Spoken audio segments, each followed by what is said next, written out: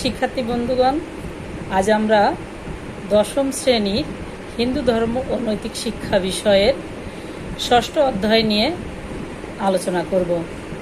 আমাদের ষষ্ঠ অধ্যায় রয়েছে যোগ সাধনা। হিন্দু শাস্ত্রে যোগ মানে হচ্ছে মিলন। হিন্দু শাস্ত্রে যোগ মানে হচ্ছে মিলন, দুই বা ততোধিক ব্যক্তি বা বস্তুর একত্রিত হওয়া বা তাদের একত্রিত করা সংযমপূর্বক সাধনার মাধ্যমে আত্মাকে পরমাত্মার সঙ্গে যুক্ত করে সমাধি লাভকে যোগ বলা হয়। কি বলেছে দেখো, দুই বা ততোধিক ব্যক্তি বা বস্তুর একত্রিত হওয়া বা তাদের একত্রিত করা সংযমপূর্বক সাধনার মাধ্যমে আত্মাকে পরমাত্মার সঙ্গে যুক্ত করে সমাধি লাভকে যোগ বলা হয়। তাহলে এখানে দুইটি অবজেক্টিভ হবে। কি কি? একটি হচ্ছে যোগ মানে কি। যোগ মানে কি? যোগ মানে হচ্ছে মিলন। আবার যোগ সাধনার কথা এখানে বলা হয়েছে। দেখো, যোগ কাকে বলা হয়? দুই বা ততোধিক বস্তু বা ব্যক্তির একত্রিত হওয়াকে বলা হয় যোগ।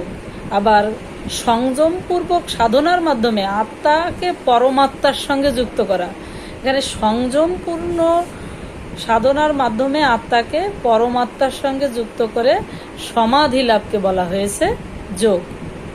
যোগ অভ্যাস করার জন্য যেভাবে রাখলে শরীর স্থির থাকে অথচ কোনো প্রকার কষ্টের কারণ ঘটে না, তাকে বলা হয় যোগ আসন। যোগ আসন কাকে বলা হয়? যে যোগ অভ্যাস করার জন্য শরীর যেভাবে রাখলে কোনো কষ্টের কারণ ঘটে না, তাকে বলা হয় যোগাসন। আর যোগের মাধ্যমে ঈশ্বর আরাধনার যে প্রক্রিয়া, তাকে বলা হয়েছে যোগ সাধনা। তাহলে আমরা কি কি পাচ্ছি এখানে? যোগ কি, কাকে যোগ বলা হয়, যোগ আসন কি, এবং যোগ সাধনা কি। যোগ সাধনা আবারও বলছি আমি, দেখো, আর যোগের মাধ্যমে আমরা যে যোগ করব, সে যোগের মাধ্যমে ঈশ্বর আরাধনার যে প্রক্রিয়া, তাকে বলা হয় যোগ সাধনা। ঈশ্বর আরাধনার ক্ষেত্রে দেহ মন উভয়ের গুরুত্ব রয়েছে। সুতরাং দেহকে সুস্থ রাখা, মনকে শান্ত রাখা এবং ধর্ম সাধনার জন্য যোগের গুরুত্ব অপরিসীম। এবার আমরা যাব পার্ট 1, যোগ সাধনার গুরুত্ব। যোগ সাধনার গুরুত্ব কি? যোগ শব্দটি সাধারণভাবে মিলন অর্থই ব্যক্ত করে। তাহলে যোগ শব্দটি কি বলা হয়েছে এখানে? যোগ শব্দটি হচ্ছে সাধারণভাবে মিলনের অর্থ ব্যক্ত করে। একে সঙ্গে অপরের মিলন বা একত্রিত হওয়া বা তাদের একত্রিত করাকে বলা হয় যোগ। কিন্তু সাধন ক্ষেত্রে এর অর্থ আরও গভীরে নিহিত। জীবাত্মার সঙ্গে পরমাত্মার সংযোগই যোগ সাধনা। তাহলে যোগ সাধনা কি? এই জীবাত্মার সঙ্গে যে পরমাত্মার মিলন বা সংযোগ ঘটানো, তাকেই বলা হয়েছে যোগ সাধনা। ভগবানই যে সব কিছুর মূলে, সব কিছুর উৎপত্তি যে তার থেকেই, এবং আমাদের উৎপত্তির মূলেও যে তিনি, আমরা সে কথা বুঝতে পারি না। আমরা দেখি প্রত্যেকেই আমরা স্বয়ং সম্পূর্ণ এবং স্বতন্ত্র সত্তা। সংসারের সঙ্গে আমাদের যোগ রয়েছে বটে, কিন্তু বিশ্বের সঙ্গেও যোগ রয়েছে। যাকে বলা হয় মূল সত্তা, তার সঙ্গে কিন্তু কোনো যোগ নাই। সেই মূল সত্তা কি? স্বয়ং ঈশ্বর।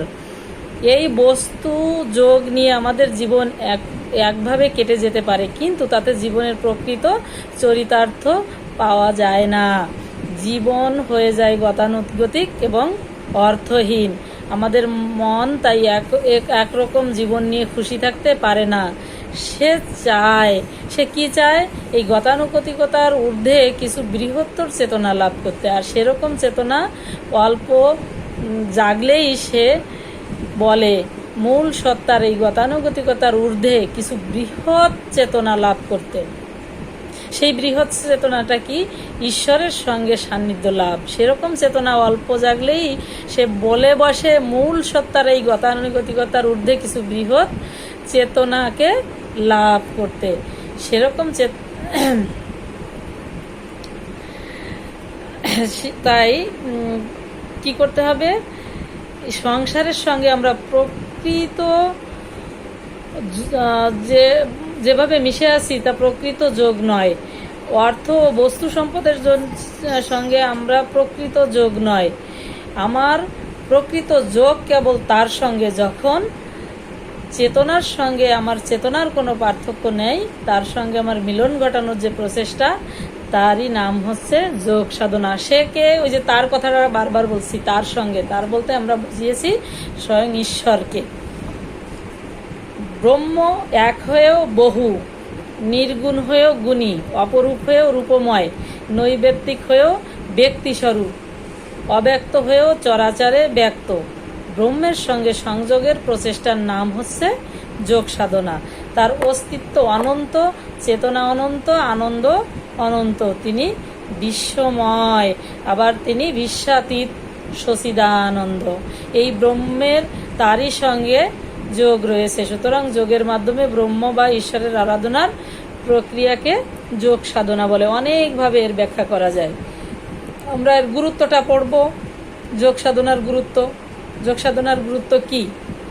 দেহকে সুস্থ, মনকে শান্ত এবং ধর্ম সাধনার ক্ষেত্রে যোগের গুরুত্ব অপরিসীম। যোগ দ্বারা পাচনতন্ত্র সম্পূর্ণরূপে সুস্থ হয়ে ওঠে, যার ফলে শরীর সুস্থ, হালকা এবং স্বতঃস্ফূর্তদায়ক হয়। এখানে কি বলা হয়েছে? যোগের মাধ্যমে কি হয়? পাচনতন্ত্র সম্পূর্ণরূপে সুস্থ হয়ে ওঠে, যার ফলে শরীর সুস্থ, হালকা এবং স্বতঃস্ফূর্তদায়ক হয়ে ওঠে। যোগ দ্বারা হৃদরোগ, হাঁপানি, শ্বাসকষ্ট, অ্যালার্জি ইত্যাদির হাত থেকে মুক্তি পাওয়া যায়। যোগের দ্বারা কি কি রোগের হাত থেকে মুক্তি পাওয়া যায়? যোগের দ্বারা হাঁপানি, শ্বাসকষ্ট, অ্যালার্জি এ সকল রোগের হাত থেকে মুক্তি পাওয়া যায়। যৌগিক ক্রিয়ার দ্বারা মেদের পাচন হয়ে শরীরের ওজন কমে এবং শরীর সুস্থ ও সুঢৌল ও সুন্দর হয়। স্থূলাকায় মানুষের শরীর ও মন সুস্থ ও সুন্দর রাখার জন্য যোগের বিকল্প নাই। যোগ দ্বারা ইন্দ্রিয় এবং মনের নিগ্রহ হয়। যম, নিয়মাদি অষ্টাঙ্গ যোগের অভ্যাসের দ্বারা সাধক অন্ধকার থেকে মুক্ত হয়ে নিজের দিব্য স্বরূপ জ্যোতির্ময়, আনন্দময়, শান্তিময় পরম চৈতন্য আত্মা পরমাত্মা পর্যন্ত পৌঁছাতে সক্ষম হয়ে ওঠে। আমি এই লাইনটা আবারও তোমাদের কাছে উপস্থাপন করছি। দেখো যে কি হয়, যোগের দ্বারা কি কি সম্ভব হয়। যৌগিক ক্রিয়ার দ্বারা মেয়েদের পাচন হয়ে শরীরের ওজন কমে এবং শরীর সুস্থ, সুডৌল ও সুন্দর হয়। স্থূলাকায় মানুষের শরীর ও মন সুস্থ, সুন্দর রাখার জন্য যোগের বিকল্প নাই। যোগ দ্বারা ইন্দ্রিয় এবং মনের নিগ্রহ হয়। যম, নিয়মাদি অষ্টাঙ্গ যোগের অভ্যাসের দ্বারা সাধক অন্ধকার থেকে মুক্ত হয়ে নিজের দিব্য স্বরূপ জ্যোতির্ময়, আনন্দময়, শান্তিময় পরম চৈতন্য আত্মা এবং পরমাত্মা পর্যন্ত পৌঁছাতে সক্ষম হয়ে ওঠে। এই হচ্ছে যোগ সাধনার গুরুত্ব। অনেক গুরুত্ব রয়েছে। দেখো ডক্টর সম্পূর্ণানন্দ কি বলেছেন, এইটা কিন্তু তোমাদের বর্তমান যে বই আছে এই বইয়ে নাই, কিন্তু বইয়ের প্রশ্নমালা অনুশীলনে গিয়ে দেখবে এটা আছে। আমি এখন যেটা পড়ব, যাদের নাই লিখে রাখবে, মন দিয়ে শুনবে। ডক্টর সম্পূর্ণানন্দ বলেছেন, যোগই হলো আধ্যাত্মিক কামধেনু। যোগই হলো আধ্যাত্মিক কামধেনু। এ কথাটি কে বলেছেন? উত্তর হবে ডক্টর সম্পূর্ণানন্দ। যা চাওয়া যায় তাই পাওয়া যায়। আধ্যাত্মিক কামধেনু বলতে কি বোঝানো হয়েছে? যে তুমি নিজে যা চাইবে তাই পাবে। যোগীদের মধ্যে কেউ কেউ যোগ সাধনা কেবল যোগ ঐশ্বর্য লাভ করেই তৃপ্ত হন না, আবার কেউ কেউ কঠোর তপস্যার মায়াপাশ ছিন্ন করে পুনরায় যোগ শক্তির মাধ্যমে বিশ্বজনের হিত কল্যাণ সাধনে ব্রতী হন। কত চমৎকার একটা কথা, যে বিশ্বজনের হিতে কল্যাণ সাধনে ব্রতী হন, তারা আত্মসমাহিত করে মোক্ষ লাভ করেন। যোগ সাধন বলে এই আত্মসমাধি যোগ ধারণের সূক্ষ্ম নিদর্শন সম্বন্ধে মহাপ্রজ্ঞ ভীষ্ম বলেছেন। এখানে আন্ডারলাইন করবেন, মহাপ্রজ্ঞ ভীষ্ম বলেছেন। কি বলেছেন? ধনুর্ধারী যোদ্ধারা যেমন প্রমত্ত সমাহিত চিত্তে লক্ষ্য ভেদ করে, তেমনি যোগীরা অনন্য মনে একনিষ্ঠ সাধনায় মোক্ষ লাভ করে। এটা আমি আবারও বলছি, দেখো, মহাপ্রজ্ঞ ভীষ্ম বলেছেন, ধনুর্ধারী যোদ্ধারা যেমন অপ্রমত্ত সমাহিত চিত্তে লক্ষ্য ভেদ করে, তেমনি যোগীরা অনন্য মনে একনিষ্ঠ সাধনার মোক্ষ লাভ করেন। যোগ তত্ত্ববিদ মহাত্মারা একাগ্র চিত্তে সংসারের মায়া তরঙ্গ উত্তীর্ণ হয়ে জীবাত্মাকে পরমাত্মার সঙ্গে এক করে দুর্লভ ব্রহ্মপদ লাভ করেন। যে যোগী অহিংসাব্রত পরায়ণ হয়ে জীবাত্মার সঙ্গে পরমাত্মার সংযোগ করতে পারেন, তিনি যোগ বলে মুক্তি লাভ করতে পারেন। এখানে কি বলছে? অহিংসাব্রত পরায়ণ হয়ে। মহর্ষি যাজ্ঞবল্ক্য কি বলেছেন? দেখো, মহর্ষি যাজ্ঞবল্ক্য বলেছেন, যোগীরা ইন্দ্রিয়কে মনের মধ্যে সমাহিত করে, যোগীরা ভালো করে বুঝতে হবে এই লাইনটা, মনের মধ্যে ইন্দ্রিয়কে সমাহিত করে, এবার মনকে অহংকারে, অহংকারকে মহত্বে, মহত্বকে প্রকৃতির রাজ্যে বিলীন করে পরম ব্রহ্মের ধ্যানে তন্ময় হন। আমি এই লাইনটি আবারও বলছি, যোগীরা ইন্দ্রিয়কে মনের মধ্যে সমাহিত করে, মনকে অহংকারে, অহংকারকে মহত্বে, মহত্বকে প্রকৃতির রাজ্যে বিলীন করে পরম ব্রহ্মের ধ্যানে তন্ময় হন। সেই পরম ব্রহ্মের জ্যোতি তার পাপ মুক্ত নিত্য শুদ্ধ হৃদয়ে সর্বদা অনুভূত হয়। সে জ্যোতি তার চোখে মুখে প্রতিভাত ও উদ্ভাসিত হয়ে ওঠে। যোগী পুরুষ সতত প্রসন্ন চিত্ত, তিনি প্রগাঢ় নিদ্রা সুখ তৃপ্ত ব্যক্তির মতো প্রশান্তি সম্পন্ন হয়ে সর্বদা শান্তির রাজ্যে আনন্দ সাগরে অমিয় সাগরে ভাসেন।